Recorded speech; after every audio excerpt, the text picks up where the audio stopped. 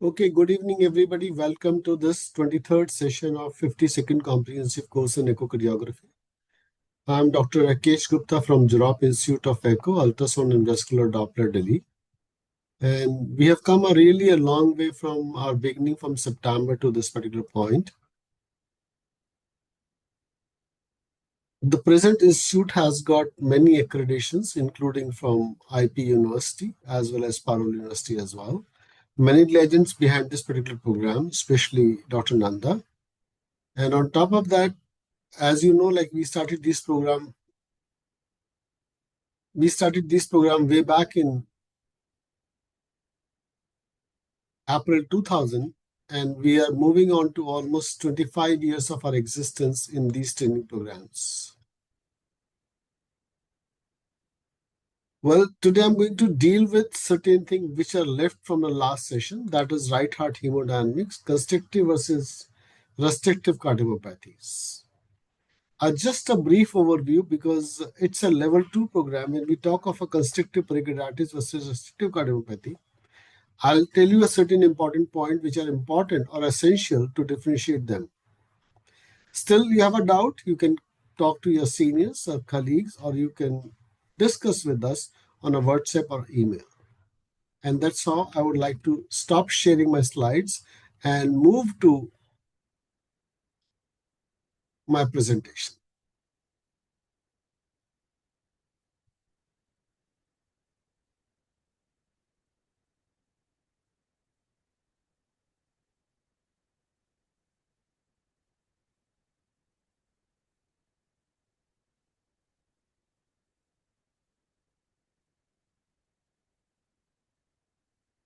I must start my presentation with right heart hemodynamics.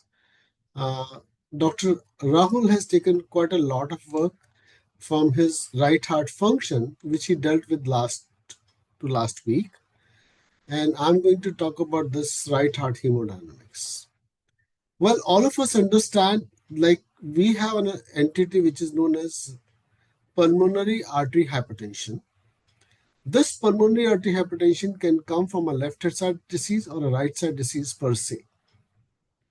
And in latest terms, the most important thing which is available as on today, they say if you have a TRZ gradient of 2.8 or more, along with signs of a right heart hypertensions like dilated IVC, dilated RVRA, or D-shaped ventricle, then you think the patient has got a pulmonary artery hypertension. So I'm going to talk about definition of pH, then give you an idea about what are the hemodynamics are, and then talk about various methods to evaluate right heart pressures. Well, this is a definition which we started somewhere in 2004. It has really been modified over a period of time. When we started talking of the present definition, which is in circulation 2023, it talks of three different modalities, that is pre-capillary pH, isolated post-capillary pH, or combined pH. The three constant features which are required in these kind of a thing is mean pulmonary artery pressure more than 20 millimeters of mercury, pulmonary artery wedge pressure less than 15 millimeters of mercury, pulmonary vascular resistance more than 2 Woods units. Means to say that pre-capillary means a disease related to lungs per se. Post-capillary means when the disease is because of a left-sided heart disease like cardiomyopathy, valvular lesions, aortic stenosis, many of them. So what will happen? The most important thing is the diastolic dysfunction of pulmonary artery wedge pressure is more than 15 millimeters of mercury. And in terms of diastole, it's more than grade 2 or more, which gives rise to mean pulmonary artery hypertension of 20 millimeters or more. And then we have pulmonary vascular resistance is less than 2 Woods units. Now there are conditions where both pre and post capillary is present, like a person who develops a cardiomyopathy and is a chronic smoker. He can have both these things together. So we have mean pulmonary artery pressure more than 20, pulmonary capillary wedge pressure more than 15, and pulmonary vascular resistance more than 2 Woods units. We are not going to talk about exercise pH, which is beyond your purview. Now, when we talk of these things, the important thing which comes in our mind is what is this pH and the class of a pH is? Well, the class of a pH, I'm sure all of you must be knowing about it. What is the class of pHs? Like, what is this clinical group of 1, 3, 4, 5, 2 and 5, 2 and 5, 1, 3, 4, and 5. So how do we differentiate what is group 1, 2, 3, 4? Group 1 is idiopathic, 2 is precapillary, 3 is postcapillary, and 4th is miscellaneous. Let me go back. I'm sorry, a little confusion is there. There's one more in between. I forgot about it. Give me a second.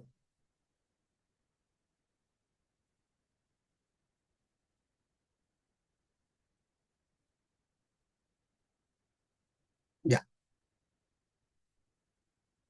I'm sorry for the previous one. Group 1 is idiopathic. Group 2 is left heart disease. 3 is lung disease. 4th is chronic thromboembolic phenomena. And 5th is a sarcoidosis, myeloproliferative disorders, CRF, storage disorders. If you look at these things categorically, group 1 consists of those illnesses which are literally and idiopathic conditions where we do not have any cause for it. Group 2 is when it comes from a left heart disease like cardiomyopathy and cardiomyopathy and valvular lesions. Third is lungs disease per se like COPD. And fourth is chronic thromboembolic pulmonary artery hypertension. And fifth is like deposition diseases. And it's very difficult sometimes to behave and deal with this group 1 and group 5 because the reason they are almost correlated with each other. And newer classification has classified even group 1 as a congenital heart disease too, which should not be, in fact. So in terms to say that if we are dealing with this kind of an illness, we have to say in which category of this patient belongs to when we make a diagnosis of pulmonary artery hypertension. Now, the second important thing is whatever the drugs which are available as on today, they are effective for group 1 and group 5. They are not effective for group 1, group 2, 3, or 4 because they have a lesion. And these are primary illnesses where these drugs which are like bosentan, tadalafil, sildenafil, they're effective. However, they are used left and right in these conditions too. So this is another classification which is just published recently. It also includes a category of congenital heart disease in this particular categories. It's here. So at your level, that's what we need to say is we need to look at pre, post, combined pulmonary artery hypertensions. And this is one dramatic graphic depiction of the same thing in this particular slide. Now, how do you differentiate what is pre and post capillary is? That is the important thing. Here's an example for a patient of a pre-capillary. If you look at carefully, that dilated RVRA, eccentricity index, which I'm going to talk in a few minutes, normally RV size is less than LV size. It's more than LV size, leading to eccentricity index of more than 1.2. IVC is dilated and EA ratio is less than 10. That's left-sided illness is normal. On the contrary, when we have post-capillary, left-side chambers are more dilated as compared to right-hand side. Eccentricity index is less than 1.2 because LV is more dilated than LV, RV, and IVC may be normal or collapse, and E to E prime ratio is more than 10. And that's how we differentiate between pre and post capillary in echo-wise.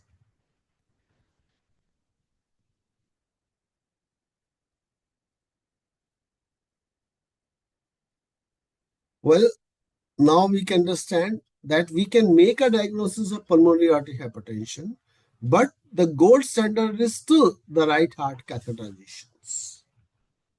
What is the prognostic value? This is a slide from JACC 2019 saying that if you have a congenital heart disease with pulmonary artery hypertension, if you have postpartum cardiomyopathies, If you have chronic thromboembolic disease or HIV, the cumulative survival is based on these conditions, on their etiology. So once we have an etiology, we have a pulmonary artery hypertension, we can classify that what kind of patient this belongs to. We did study the same thing in approximately 2011.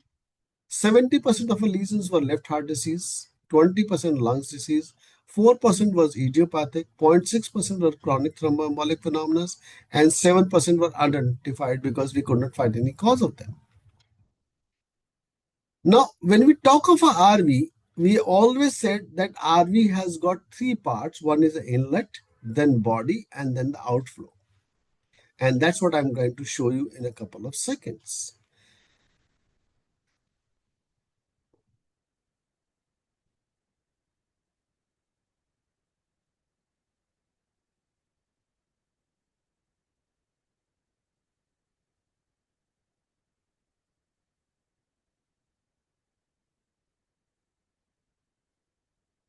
I'll show you when I'll come to normal.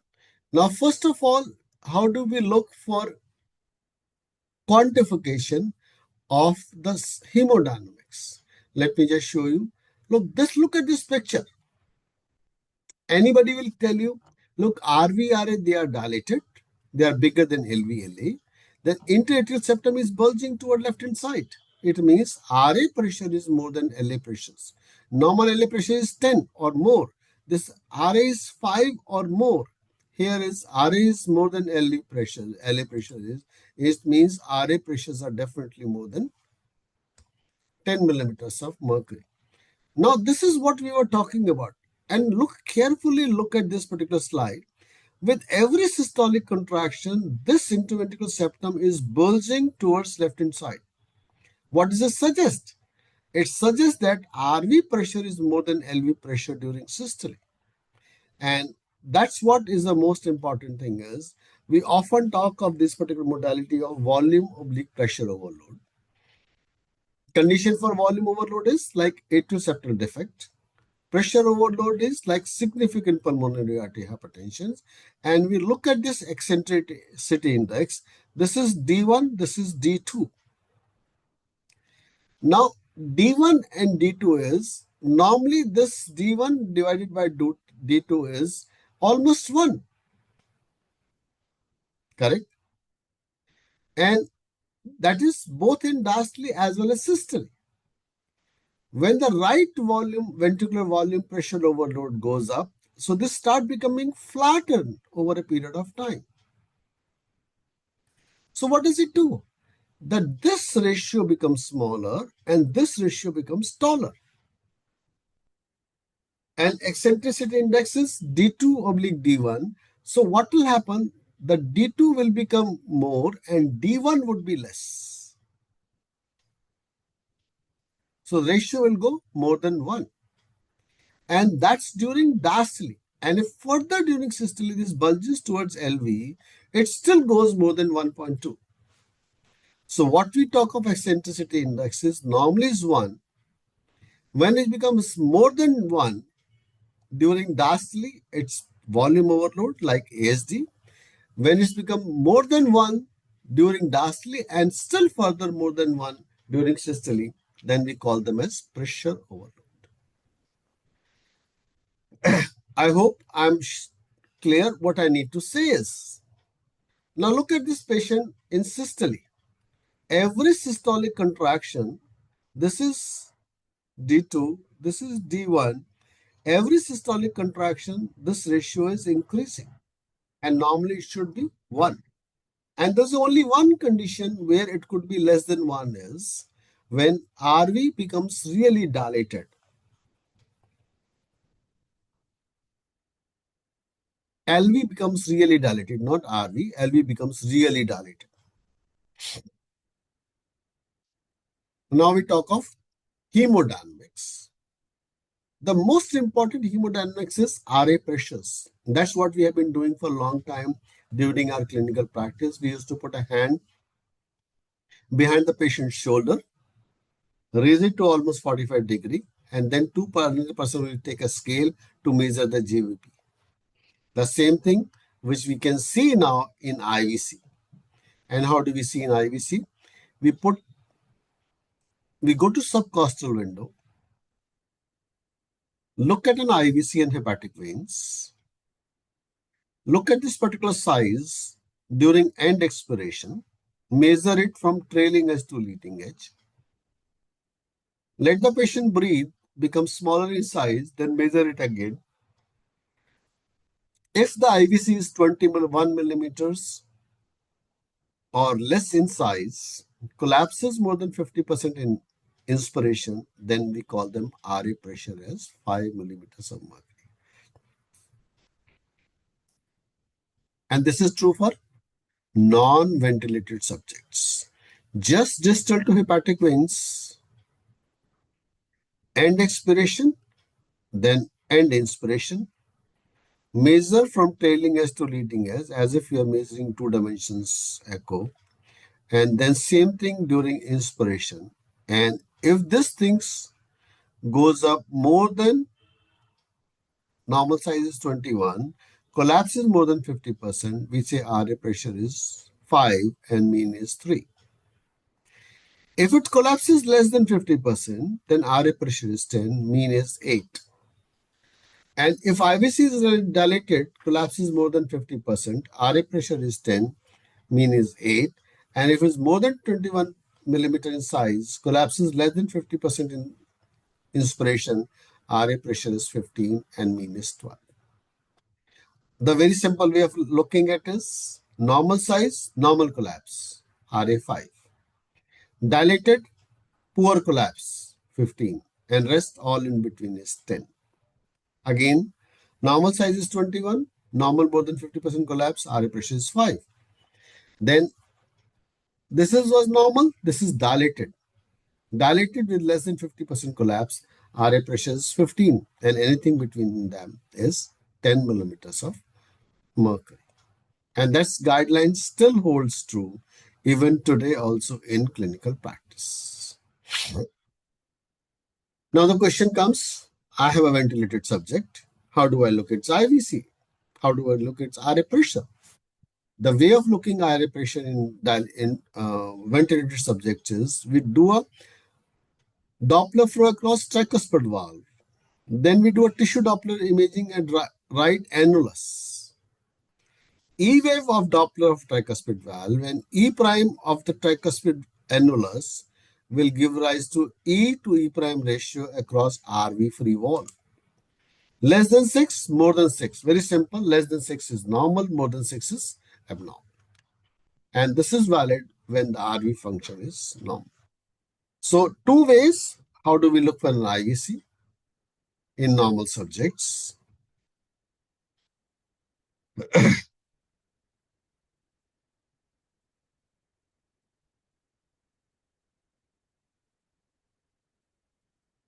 One is looking at an IV size, less than 21 millimeter in size, collapse more than 50%, distal to hepatic vein to IVC junction. That is 5 millimeters of mercury. Dilated IVC collapsing less than 50% in size. That is RA pressure is 15 millimeters of mercury. Rest in between is the same. That is valid for ventilated versus normal subject.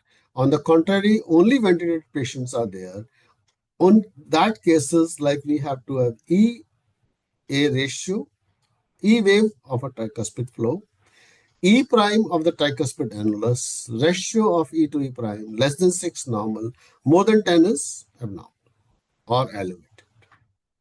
That's how we look for RA pressures.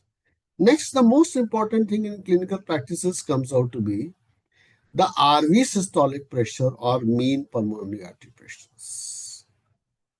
This is commonly taken from apical 4-chamber view, which may be a normal apical 4-chamber view or a focused RV-RA view. What do? We go to this particular view, align our beam according to TR jet directions to get a TR jet gradients. And this is what the TR jet gradient is. Like we aligned our beam along with the TR jet gradient. And when we look at the TR jet gradient, this is the TR jet peak velocity. And look at the peak velocity is 4.4 meters per second. Gradient is almost 78.9 millimeters of mercury. So what does it do? It is utilizing a Bernoulli equation to make 4v square. Velocity 4.44 into 4.44 into 4. That gives you almost 79 millimeters of mercury. That is RV systolic pressure. If you add RA pressure to it, that is 5, 10 or 15, then becomes peak pulmonary artery pressures. Like this patient, suppose we have an IVC pressure of 10, 78 plus 10, 88.9. For calculation purposes, we say that almost 90 millimeters of mercury is the peak pulmonary artery pressure. So this is how we look at these particular things in TR jet velocity. Now tricuspid valve is eccentric tricuspid valve. So what do? We look at 5 different windows, looking from a parasternal short axis view at aorta, RVR inflow view, apical 4-chamber view, focused RVRA view, then subcostal window. We start from plaques, short axis at aorta, then RVR inflow view, then apical 4-chamber, focused RVRA view, and then subcostal window. And wherever the gradients are highest, we take those gradient as the peak TR jet gradient, add RA pressure to it to make it peak pulmonary artery pressures. Now we have done already the peak pulmonary artery pressures. Once we have done a peak pulmonary artery pressure, we need to calculate the mean pulmonary artery pressures. Very simple way of calculating a mean pulmonary artery pressure is peak pulmonary artery pressure, suppose that was 90 into 0.6 plus 2.1. 54, 2.1 is 56.1 millimeters of mercury.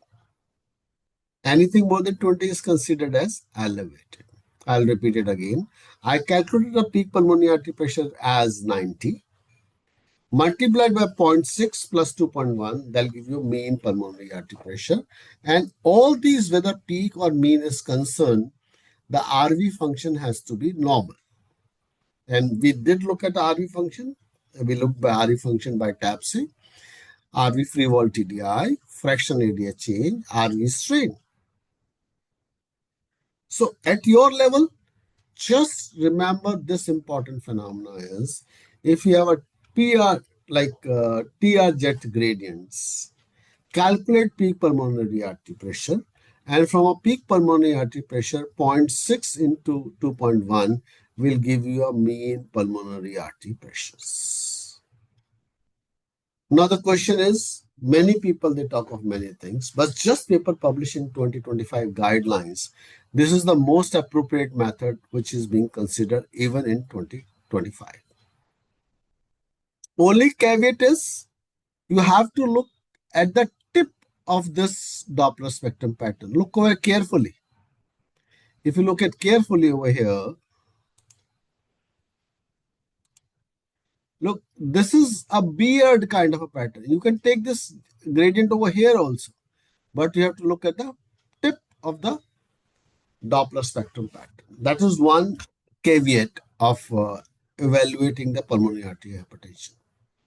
Now, second important thing is what has happened recently. One of the main guidelines which is published, what does it say? They says whatever the TR-jet gradient is, they consider the TR-jet gradient as the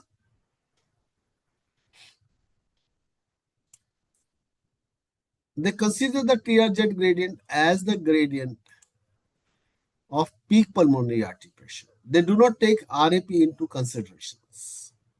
But what we have learned over a period of time, peak pulmonary artery pressure is TR-jet gradient plus RAP and still holds I feel that'll be the right way of looking at this kind of things in clinical practice. Okay. So we talk of a peak, we talk of a mean, and a very simple way of looking mean is 0.6 into 2.1 plus 2.1 will give you mean pulmonary artery pressures. This is what I was saying. Look, The tip is over here only, but I'm overestimating my TRZ gradients. That is the most important thing.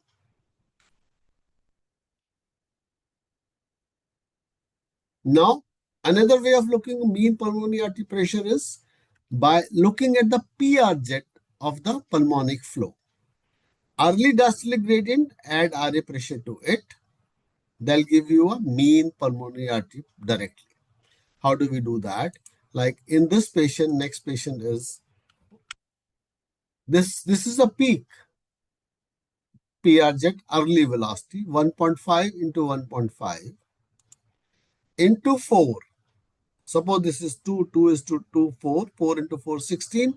Add RA pressure, that is 5 millimeters of mercury, to make it 20 millimeters of mean pulmonary artery pressures.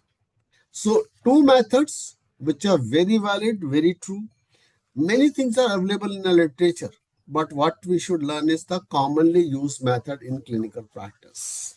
That's one is a TR jet velocity, any 5 windows where the maximum is. Second is early PR jet velocity to talk about mean pulmonary artery pressures.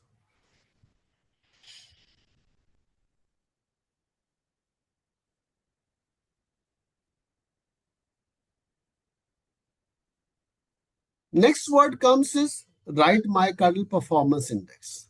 This is something which tells you about a function of the heart. Normal index, thigh index is about 0.4 for right hand side diseases, like anything more than 0.4 or so. So how do we calculate this thigh index? We look at the tricuspid flow closure, tricuspid flow opening, TVCO, TV, tricuspid valve closure and opening time. So this is the time which we take in tricuspid valve flow. Then we go to RVOT to look for RVOT ejection time. A minus B divided by B will give rise to myocardial performance index. And in pulmonary situation, this myocardial performance index is 0.4 or more. No, sorry. This is a reverse. Normally is about 0.4 to 0.46. If it's more than that, that is abnormal. Like it is to be.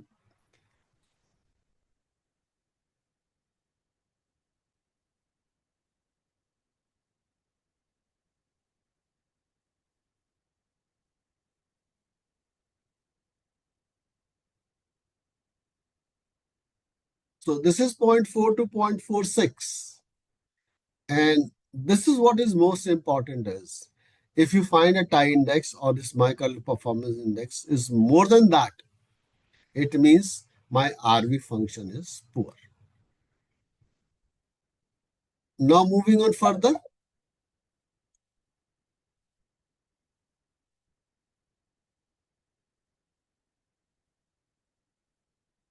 Here we have calculated the myocardial performance index. This is tricuspid valve closing and opening time, that is A. This is pulmonary artery ejection time. TVCO is 340. Pulmonary artery ejection point is 170. 170, 340 minus 170, 170 divided by 170, myocardial performance index is almost 1.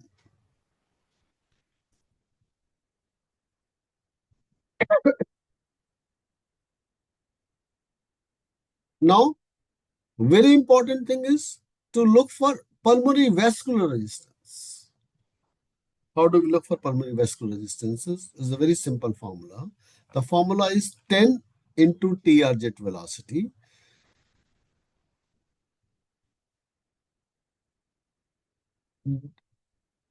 10 into TR jet velocity divided by RVOT VTI. So what we need in this patient is 10 TR jet velocity is 2.4. So 10 into TR jet velocity, like 2.4 into 10 becomes 24, divided by VTI of RVOT, that is 15.5. That gives you a value of 1.66 Woods units. Look at this patient, which is normal. And this is a patient with pulmonic fibrosis. VTI is 6, TR jet velocity is 2.9. So 10 into 2.9 divided by 6 give rise to a 4.8 plus 0.16, 4.96 Woods units as a pulmonary vascular resistance. Is that clear? And that's how it's a very simple formula to look for pulmonary vascular resistance. And now we need to calculate PVR because every diagnosis of pulmonary artery hypertension has to go based on this particular phenomenon. Last but not the least, we do look at the peak pulmonary artery pressure across the shunts. Now here's a VSD. This is LV, this is RV, and we have a gradient across LV-RV. So this gradient across LV-RV is 44.34 meters per second. Meters per second. 4.4 meters per second. Consider as, let's make it 4 meters per second. So 4 into 4, 64, 16, and further 4 is 64. It means the gradient between LV-RV is 64 millimeters of mercury. Now RV has got its own pressure. Normal RV pressure is 25. 64 plus 25, that has become almost 89 millimeters of mercury of LV pressures. This pressure of RV would be variable. Because why it be variable? Because if the RV pressure is high, the gradient would be small.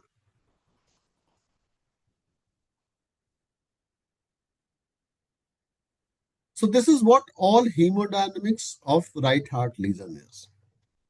To summarize for you, the most important thing is RA pressure by two methods, by IVC, size, collapse with inspiration. That's method number one. Method number two, to look for E to E prime ratio across RV free wall.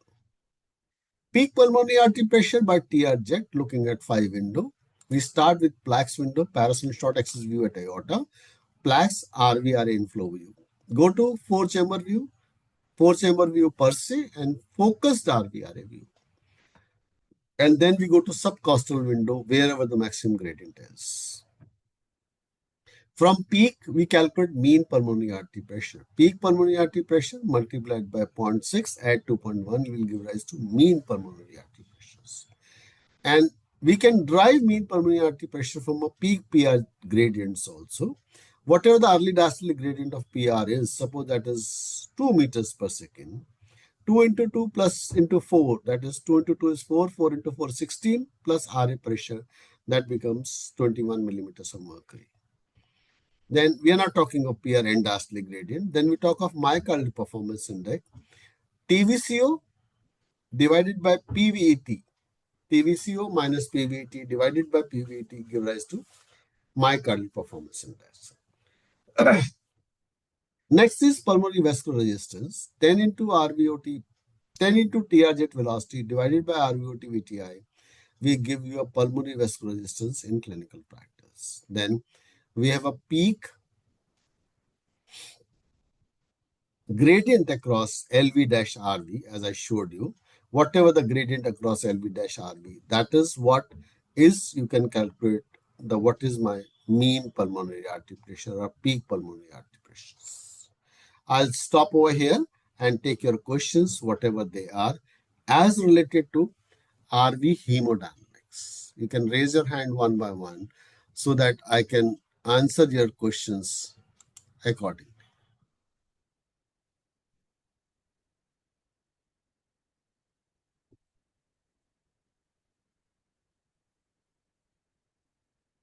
Many people have disappeared from a list of almost 72 people. Only 45, 46 are present as on today. Questions?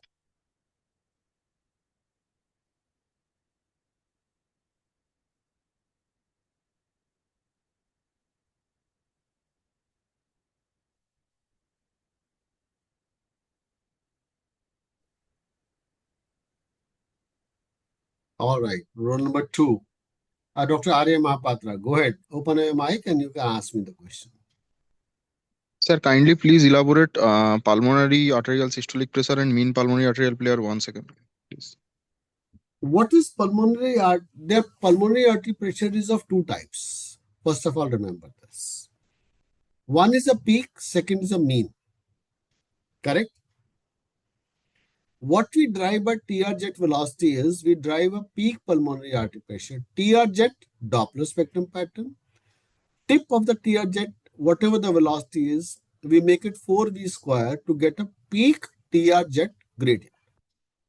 Add RA pressure to it. It could be 10, 5 or 15, whatever it is. Suppose that is 5. TR jet gradient is about 64. 64 plus 5, that becomes 69. 69 is peak pulmonary artery pressure. Now from peak, we have to drive mean pulmonary artery pressures. There is standard formula, 0.6 multiplied by 0.6, add 2.1. 69 into 0.6, suppose it's 70. 70.6 is 42. Add 2.1. 42 plus 2.1, 44.1 millimeters of mercury. Now, RV gradient is dependent on RV function. If my RV function is poor, I'll be underestimating my gradient. If my RV function is normal, I'll be agreeable to calculate my correct pulmonary artery pressures. Okay, sir. Sir, what is pulmonary artery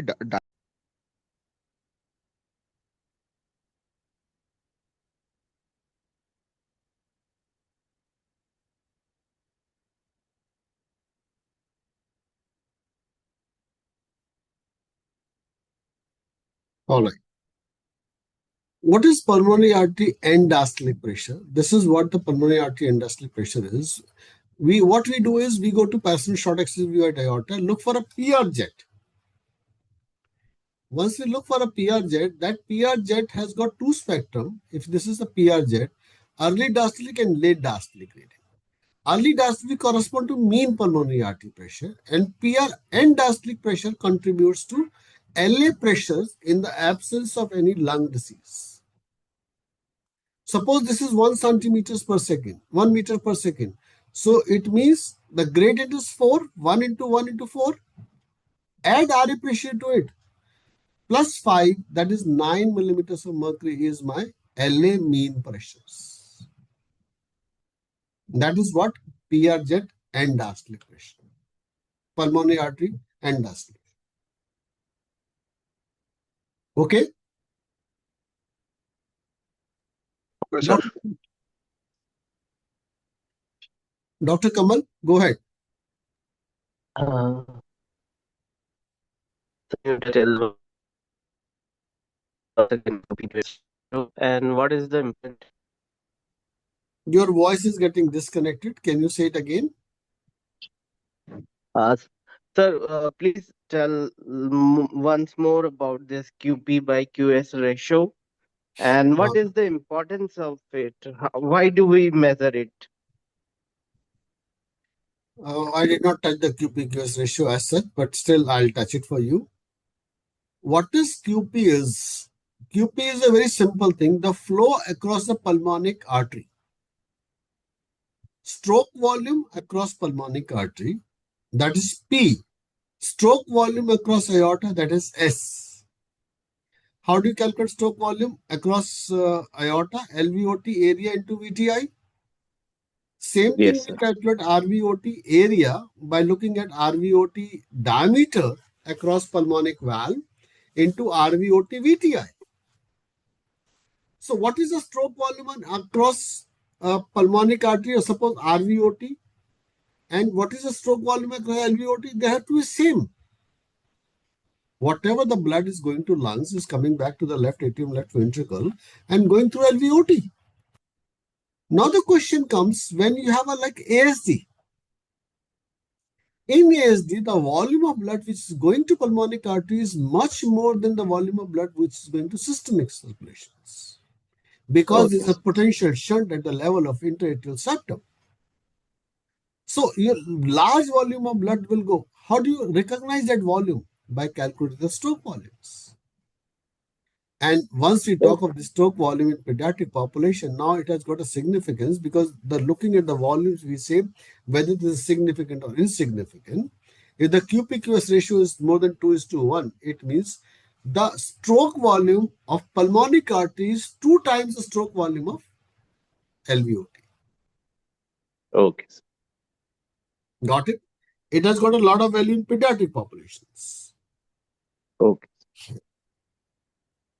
Simultaneously, others value would also be raised. Like if it is raised, then other value should also rise along simultaneously.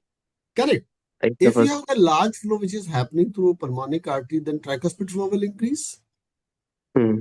Yes, sir. And another way is like the same blood is coming through pulmonic veins to the left atrium.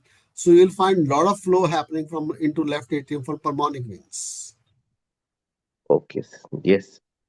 Normal Okay. pulmonic venous flow velocity is 30 to 40 centimeters. In those cases, the flow you can see as high as up to 70 to 80 centimeters. Okay, sir. Thank you, sir. All right.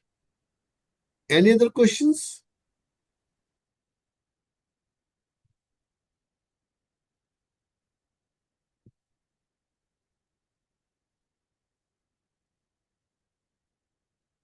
Well,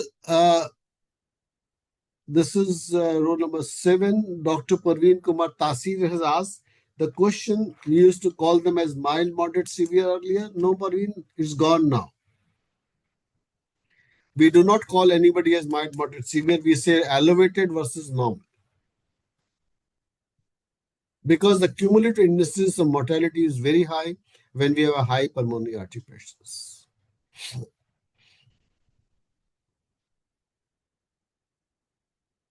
All right. Myocardial performance index, Rajan. Very simple.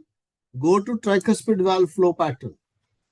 Look at a tricuspid valve closing and opening time. Let me just show you in some patient. Give me a second.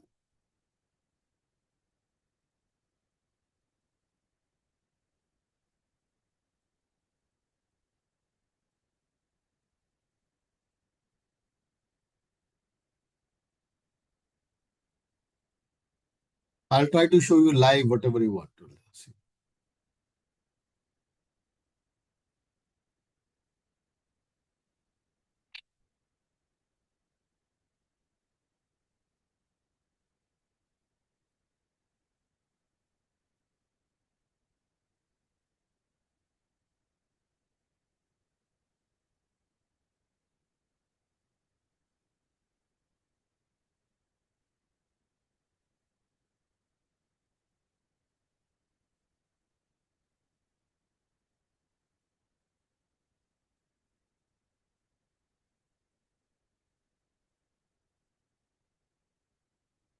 All right. So we have got it finally. Let me just.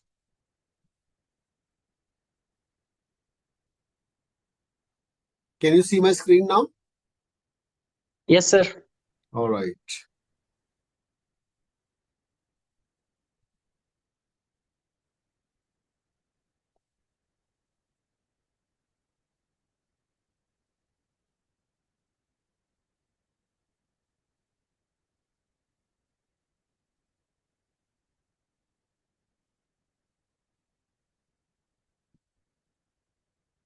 Okay. Now you can see my screen. This is tricuspid flow, E wave, A wave, correct? Yes, sir. This is next tricuspid flow. So I'm going to measure the difference timing of tricuspid flow.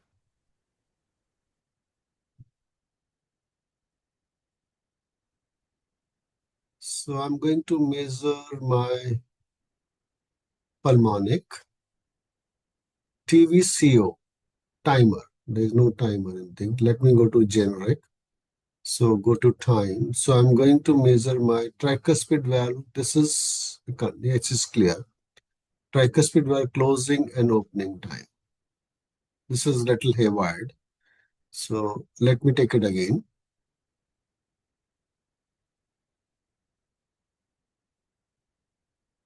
So this is better. So tricuspid closing and opening time is 340 milliseconds, correct? Yes, sir. That is A. Now, if I'll go to pulmonic artery, this is pulmonic artery. So I'll measure my timer of pulmonic artery again.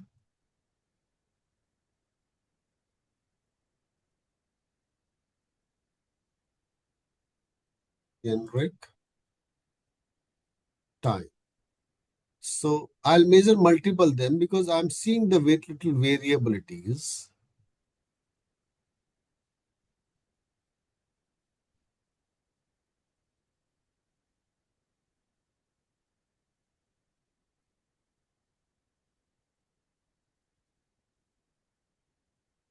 So look, average is about 300 milliseconds, correct? Yes, sir. What was that? What was the previous one? Previous one A means This is 300 milliseconds. Previous one was how much? 240, sir. 241, I think. No, cannot be 241. You're Oh. better, you're worse than me, man. Sorry, sir. Remember 300, don't forget 300 now. Yes, sir. 300.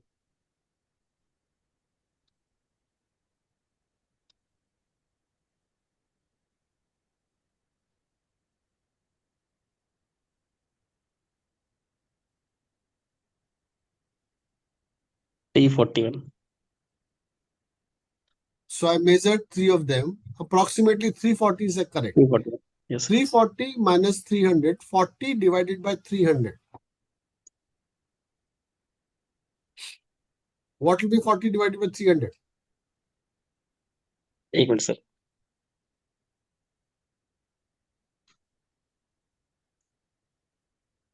0.13. 0.1.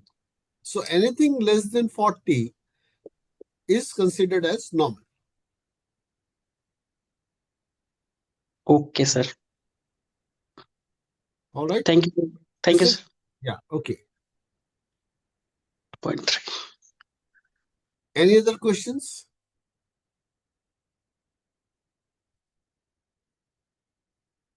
All right.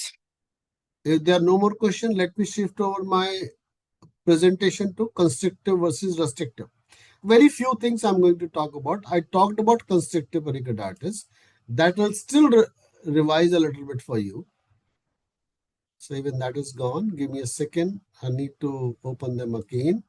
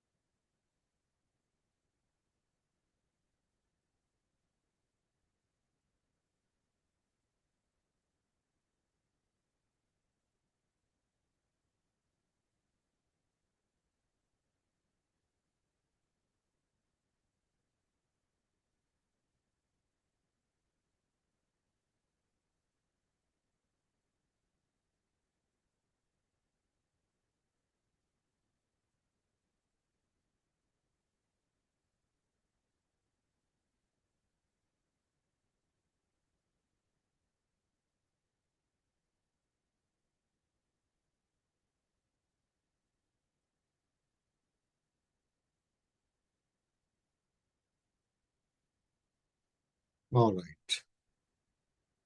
So we got constrictive versus restrictions. Let me open up my screen further. Share my presentation. Okay.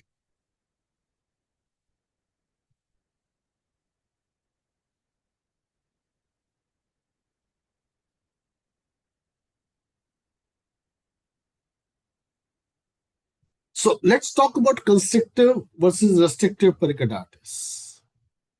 Well, the most important thing is in constriction versus restrictions, we have to differentiate why.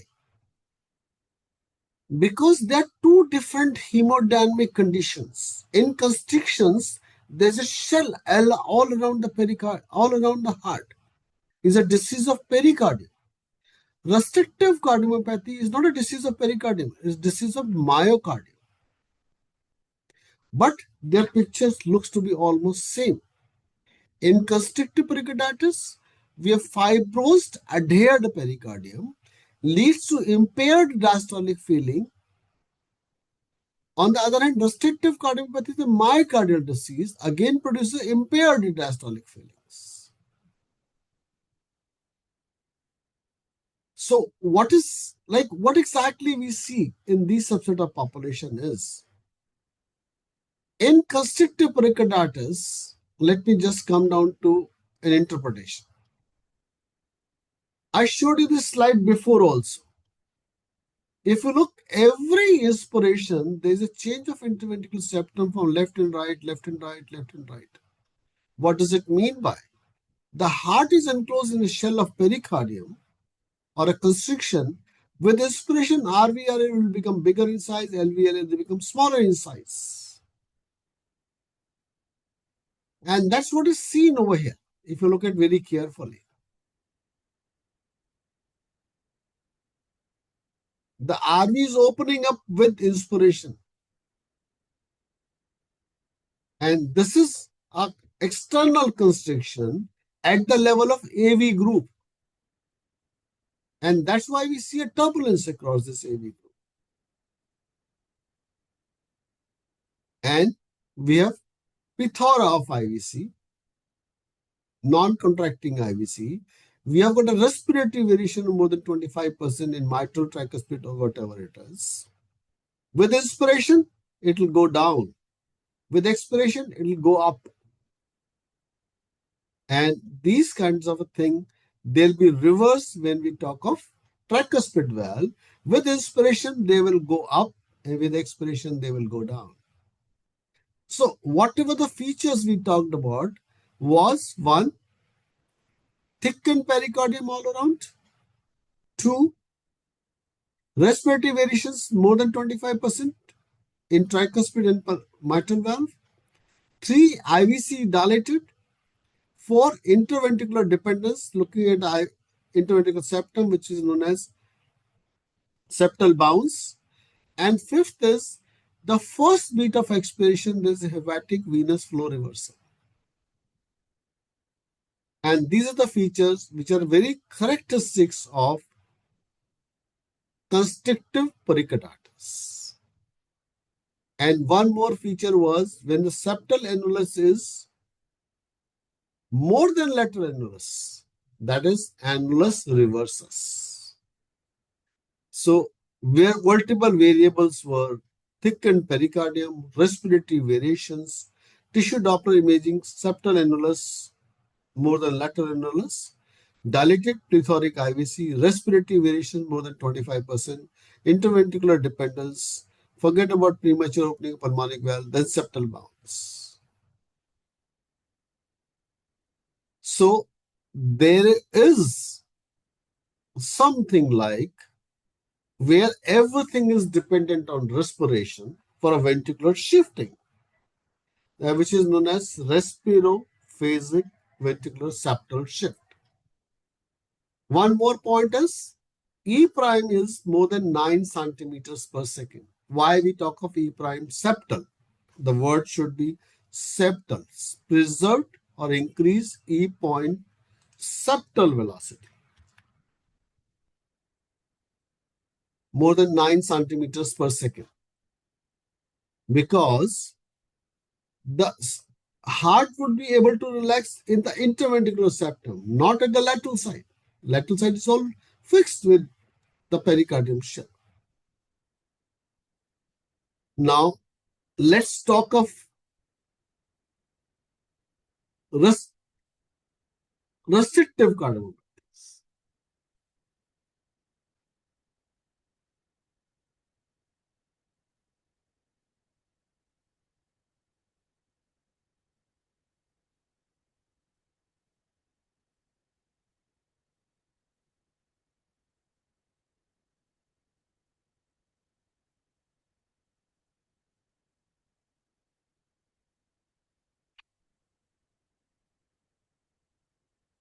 All right.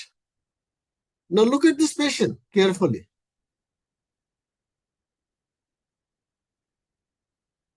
One, it has got an MR, it has got a TR. Now look at the respiratory variations. There are hardly any respiratory variation. This is inspiratogram, inspiration, expiration. There is no respiratory variations. E prime, septal, this is almost 8 or 9, 8 centimeter. Mitral Doppler septal, tall E, small a, and E prime septal is very small. Like ratio is 30:1. And the most important thing is the E prime septal is more than 9. Look here, E prime septal is very small. So E to E prime ratio is very high. In constriction, E to E prime ratio would be very small. Then the TR jet velocity, I'm not really concerned about this TR jet velocity. IVC would be dilated, TR jet velocity would be high, but important thing restrictive cardiomyopathy is tall E small a, increased EA ratio, shortened deceleration time, shortened IVRT, hepatic vein, there will not be any showing with the expiration or inspiration, and then TDI velocity is 7 to 8 or less than that. Let me just try to show you a case of restrictive cardiomyopathy versus constrictive pericarditis.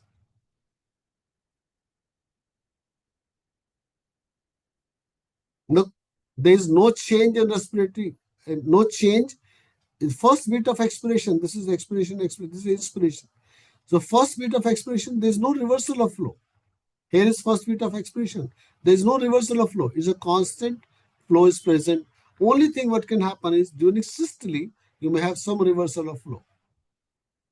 In summary, the most important thing in restrictive cardiomyopathy is normal LVLA, dilated RV, RA, LA, IVC dilated, Doppler flow pattern, the MR and TR would be present in both of them. PA pressure would be elevated. Now, important thing is respiratory variations in constrictive, but no respiratory variations or insignificant. Expiratory flow reversal in hepatic veins. There is no expiratory reversal in hepatic veins. You can have a flow in the inspiratory or because of a TR jet. EM velocity more than 9 centimeter. It should be 3, 4, 5. Pericardial thickness is present, is absent over here. And this is what is when we talk about, this is like, if you think there's something like is happening which you cannot understand, I only say remember two important things. Look at a hepatic venous flow pattern. If you happen to see a expiratory first beat reversal in hepatic flow pattern, whether systole or diastole, think of a constrictive pericarditis.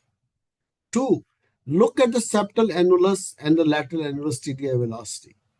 In septal annulus, TDI velocity would be bigger than lateral annulus because that's a relaxation wave. And in constrictive pericarditis, that E prime velocity would be very small, and rest all parameters would be virtually like same. Third important parameter, if you really want to have a look, is look at interventricular dependence, interdependence, that respiratory variations again. So look at a hepatic venous flow reversal, E prime septal, E prime lateral, and hepatic venous flow, septal bounce. That'll give you a fairly good idea what you are dealing with. And still, if you have a doubt, take my word, ask for a CT scan chest, cardiac MRI to look for these hemodynamic changes. Now they're very well depicted even by cardiac MRI. So I'll stop over here because there's so much of a thing to talk about, constriction versus restriction. And then we have a mixed bag of these kind of a thing.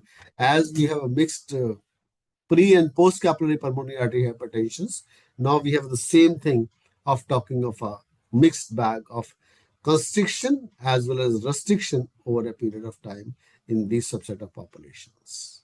I'll stop and take up your questions if at all any are there.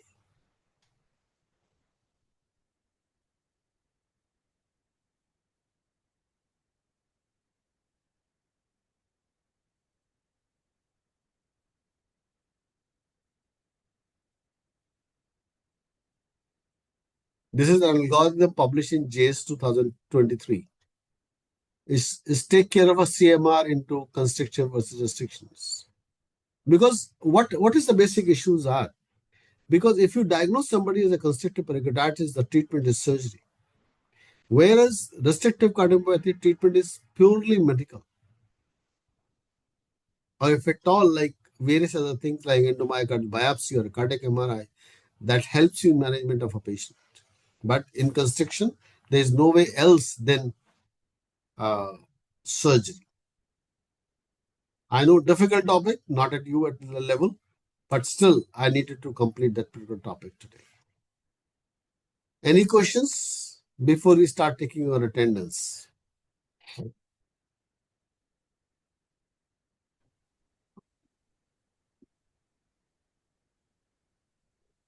All right.